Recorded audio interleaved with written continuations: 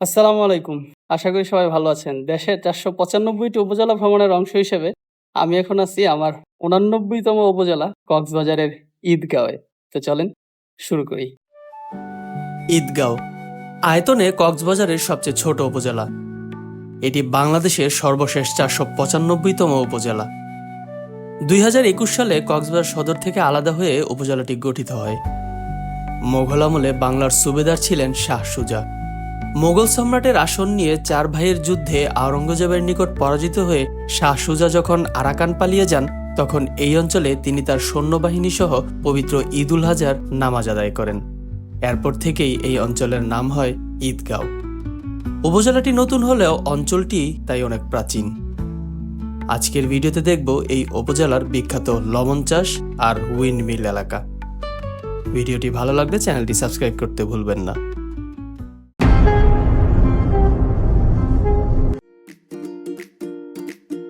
ঢাকা থেকে কক্সবাজারের বাসে উঠে সরাসরি নামা যায় ঈদগাঁও উপজেলায়। এই উপজেলা পার হয়েই বাস আসে কক্সবাজারে। তবে আমি সকাল সকাল হোটেল থেকে বের হয়ে অটোতে চলে আসলাম কক্সবাজার সদর বাস টার্মিনালে। এখান থেকে চকরিয়ার বাসে উঠে ৫০ টাকা ভাড়া দিয়ে নেমে গেলাম ঈদগাঁও বাস স্ট্যান্ডে। বাস স্ট্যান্ড থেকে নেমে প্রথমে আসলাম হচ্ছে ভোমরিয়াগনা। এটা হচ্ছে ঈদগাঁও উপজেলার যে বাস স্ট্যান্ড, এটার পূর্ব দিকের একটা এলাকা এবং এই পুরো ঈদগাঁও উপজেলাটার পূর্ব সাইডটাই হচ্ছে গিয়ে ছোট ছোট পাহাড় টিলা আছে এখানে প্রচুর।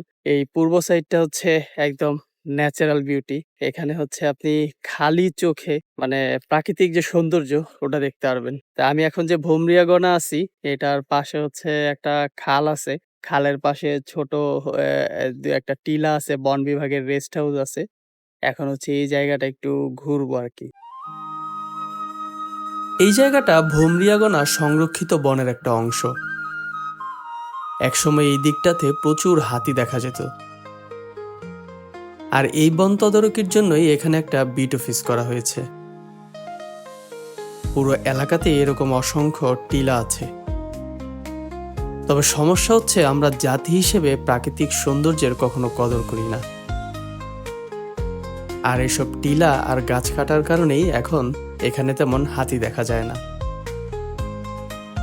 টিলার উপরে একটা বন বিশ্রামাগার আছে। এখানে এক রাত থাকতে পারলে হয়তো অন্যরকম একটা এক্সপিরিয়েন্স হতো। এটা আসলে তেমন ঘোরার কোনো জায়গা না। এখানে হচ্ছে নরমাল এলাকার লোকজন বিকালবেলা এখানে আসে। বেশ গাছ-টাছ আছে। পাশে খাল আছে সুন্দর। তো এখানে একটু আড্ডা-টাড্ডা দেয় আরকি। এই তেমন কিছু না আসলে। টিলা থেকে নেমে অটোতে না উঠে রাস্তা দিয়ে হাঁটতে লাগলাম। ঈদগাঁও বাস স্ট্যান্ড থেকে যখন ভোমরিয়াগনা আসি তখন রাস্তাটা দেখে খুবই ভালো লেগেছিল। অটোতে বসে তখন ঠিক করেছিলাম যাওয়ার সময় এখানে কিছুক্ষণ সময় কাটাবো। এগুলো কি করতেছেন? এগুলা হ্যাঁ? ধান বাঁধার জন্য জোনা লাগাই। ও আচ্ছা, ধান ওই যে কাটার পরে বান বেঁধে এই রশি বানাইতেছেন? ধান আর আটি বানা যাবে। ও আচ্ছা, আচ্ছা। দুই দিকে ধান ক্ষেতের বিস্তৃত প্রান্তর। কৃষক ব্যস্ত তার ঘরে ধান উঠানোর কাজে। আবার রাস্তার ধারে গাছের ছায়ায় বসে সেই ধান নিয়ে যাওয়ার কাজে ব্যস্ত কেউ। এক অদ্ভুত সুন্দর দৃশ্য। আমার কাছে মনে হয় যে মাঝে মাঝে এই যে এরকম সারা দেশে ঘুরে বেড়াই, এই ঘুরে বেড়ানোর মাঝখানে যখন এরকম কোনো দৃশ্য বা এরকম কোনো জায়গা চোখে পড়ে, তখন আসলে মনে হয় যে ঘোরাটাই সার্থক। আসলে গ্রাম বাংলার যে প্রকৃতি, এর থেকে সুন্দর আসলে আর কোনো কিছু হয় না। একটা অটোতে উঠে গেলাম। ২০ টাকা ভাড়া দিয়ে নেমে গেলাম ঈদগাঁও বাস স্ট্যান্ডে। এবার যাব ঈদগাঁয়ের খুব সুন্দর একটা জায়গায়। রাস্তায় চোখে পড়ল ইসলামাবাদ রেল স্টেশন। চট্টগ্রাম থেকে যে দুইটা ট্রেন আসে কক্সবাজারের উদ্দেশ্যে সেগুলো থামে এই স্টেশনে। তবে ঢাকা থেকে যে ট্রেনগুলো কক্সবাজার যায় সেগুলো এখানে থামে না। ইসলামাবাদ রেল স্টেশন থেকে চলে আসলাম এই ঈদগাঁও উপজেলার নাপিতখালী এলাকায়। আর এই এলাকাটা শুধু ঈদগাঁও না, সারা বাংলাদেশে সবচেয়ে বেশি বিখ্যাত হচ্ছে লবণের জন্য। আজকে ঘুরে দেখব এখানকার লবণ শিল্প। সমুদ্র তীরবর্তী এলাকাগুলোতে সাধারণত লবণের উৎপাদন হয়, কারণ সমুদ্রের পানি শুকালেই পাওয়া যায় লবণ।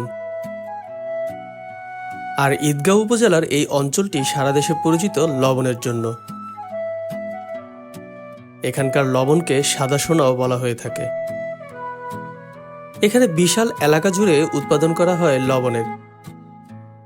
তবে এই লবণ খাওয়ার উপযোগী নয়, কারণ কারখানাতে বিভিন্ন ধাপে এগুলো পরিষ্কার করা হয়।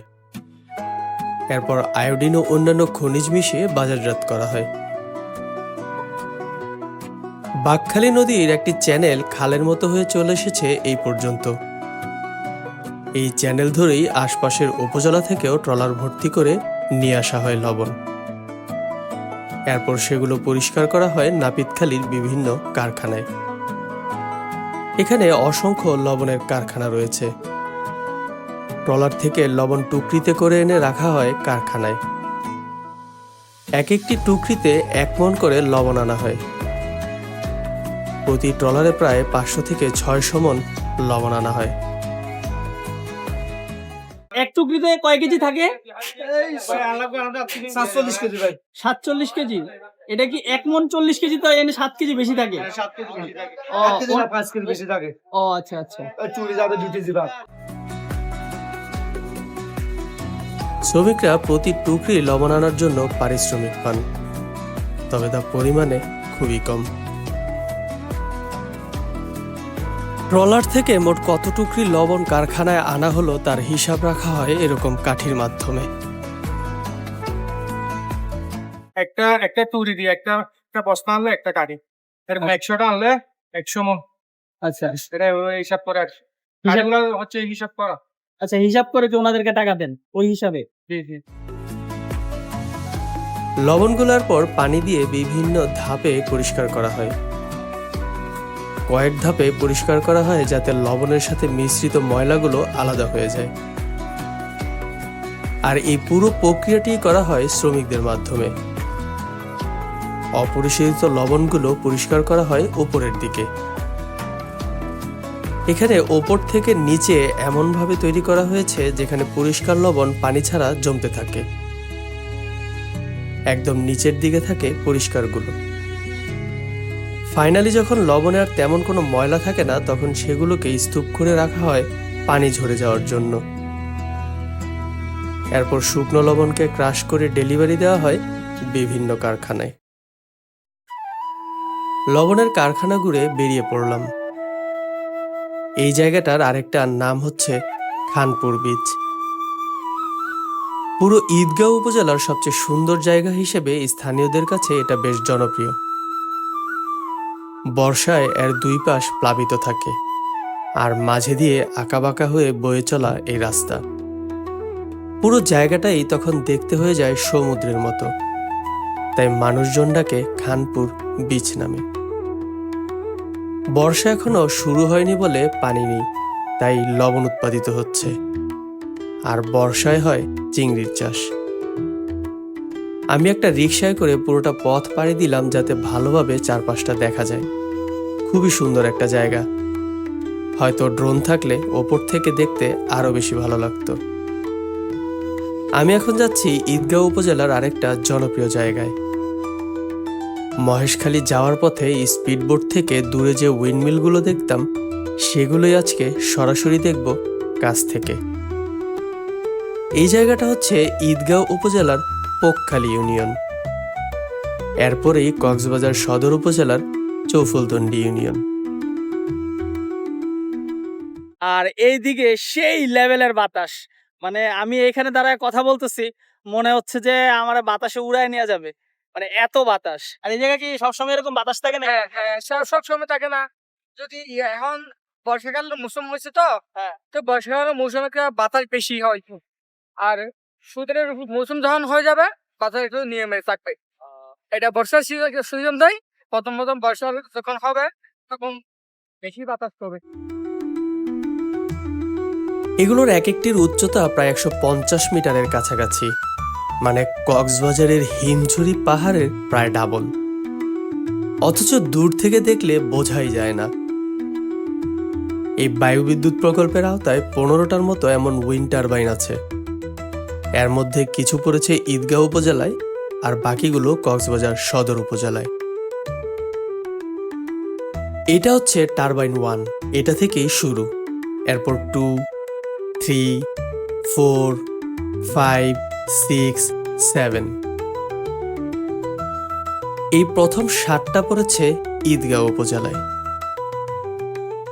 ঈদগাঁও উপজেলা এই পক্ষালী ইউনিয়নের ওয়াইন টারবাইন মিলের সামনে থেকেই আমি আমার ঈদগাঁও উপজেলার ভিডিওটা শেষ করতেছি। যারা এখন আমার চ্যানেলটি সাবস্ক্রাইব করেন নাই, দয়া করে প্লিজ চ্যানেলটি সাবস্ক্রাইব করে দিবেন। সবাই ভালো থাকবেন। আসসালামু আলাইকুম।